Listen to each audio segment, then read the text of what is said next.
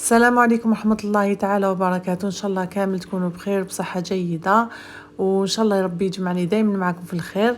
حنديروا مع بعض اليوم تحلية بزاف بنينة هايلة، يعني رائعة. أنا بالنسبة لي من أفضل التحليات. هاد التحلية كامل تعرفوها، يعني ما خدمتوهاش، يعني تقريبا كاع كليناها.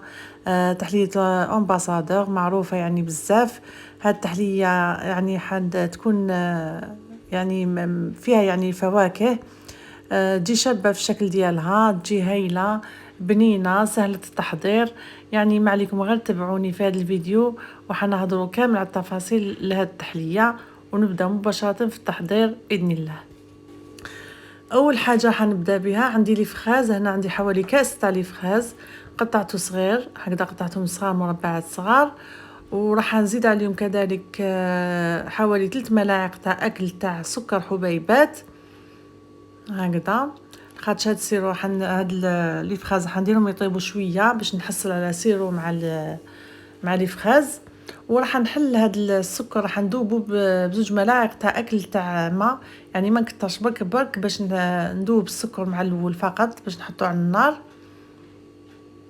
هكذا. ودوك لي فخاز هي اللي حتطلق الماء ديالها، نحطو على النار يطيب هكذا، يعني ما ياخذش وقت بزاف حتى نشوفوه غير شويه عقد شويه. نطفيو عليه ونخلوه يبرد شويه، ومن بعد كان نديرو في الكؤوس تاعنا. وكان انواع بزاف تاع الكؤوس كما حبيتو، يعني الانواع تاع الكؤوس اللي ديروا فيها. خليته هنا برد شويه ونحطوه في الاسفل هكذا، نديرو كقاعده هو الاولاني. نكمل كامل هاد الكميه اللي عندي. كما قلت حنستعملها يعني كطبقه الاولى، ودوك راح نزيد معاها، حنزيد فوقها طبقه تاع جينواز ولا لي بودوار ولا غاطو، كل واحد واش عنده. انا عندي هاي لك لا جينواز، يعني كانت عندي في الثلاجه، يعني تخدم بزاف تحليات وخاصه في رمضان، يعني تخدم يعني كميه وتحطهم في الثلاجه وتجبد وتستعمل يعني الوقت اللي تسحق، يعني من الاحسن. هنا هملك حاشم مخهم بشويه تاع الجو تاع اي عصير ولا عصير برتقال من الاحسن، يعني عصير برتقال الطبيعي يعني يكون احسن. ودوكا حنخدم لا كريم باتيسير. هنا عندي 3 صفار تاع البيض ونص كاس تاع سكر حبيبات، نخلطهم هكذا مع بعض، نخلطهم مع الاول مليح حتى تولي لي يتغير اللون ويولي هكذا بهذا يعني يميل الى الابيض هكذا. ودوكا حنزيد عليه نص كاس كذلك تاع مايزينا ولا نشا، نخلطهم هكذا مليح، نسي ندخلهم مع بعضهم. درك انا حنستعمل 3 كيسان تاع الحليب، يعني ريت لا غير ربع. راح نستعمل الكاس الاول هكذا، نحلو مع المايزينا والخليط اللي عندي هكذا مليح، نقعد نخلط مليح حتى كل حاجه تتخلط مع بعضها قبل ما نحطهم على النار، يعني نفوت نحلهم مع بعضهم، نحل هذيك المايزينا مليح. وعندي هذوك 2 كيسان تاع الحليب راح نحطهم على جهه يسخنوا هكذا. عندي الكاس الاول والكاس الثاني، يعني حنستعمل كل شيء كما قلت 3 كؤوس. الكاس الاولاني درتو، هادو 2 كؤوس راح نديرهم يسخنوا.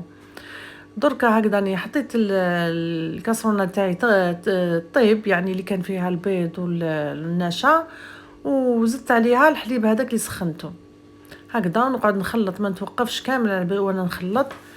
هاي ليك حتى نشوفوها بدات تجبد لنا هكذا، يعني ما خلوهاش تغلي بزاف، غير شويه برك نشوفوها غير جمدت يعني، وخلطناها مليح، يعني ما نتوقفوش كما قلت هكذا. نطفيو عليها خلاص. ودوك حنزيد عليها هنا حوالي نص ملعقه تاع الزبده ولا الماغارين، نخلطها مليح تاني، نزيد ندخلها مع بعض بهذه الطريقه، يعني وهي سخونه نحيتها من الفرن ونقعد ندخل هذيك الزبده يعني حتى تذوب وتدخل مع الخليط اللي عندي هكذا. تشوفوها يعني ولات تبرق ولات شابه. هنا خلوها تبرد شويه ونديروها في لابوش، وراح نعمر بها، يعني لابوش تسهل لك، تقدري تعملي بالملعقه يعني، بصح باللابوش تسهل لك الخدمه هكذا. نعمر الكؤوس تاوعي.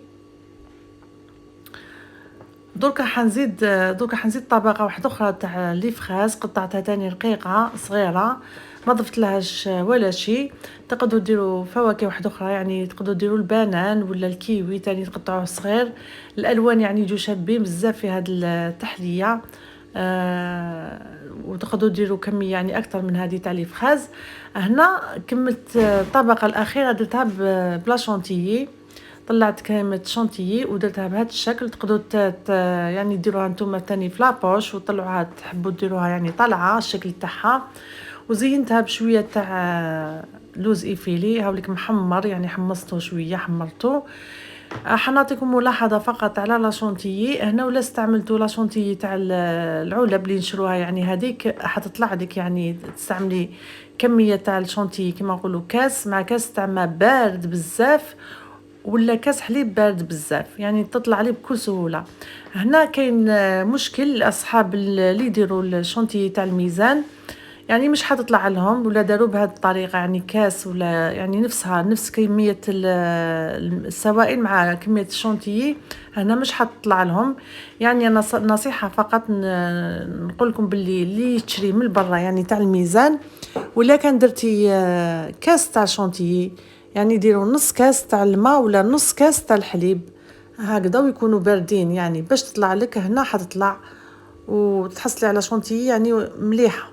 في الأخير نقول لكم بقاو على خير وبالصحة والعافية إن شاء الله، والسلام عليكم ورحمة الله تعالى وبركاته.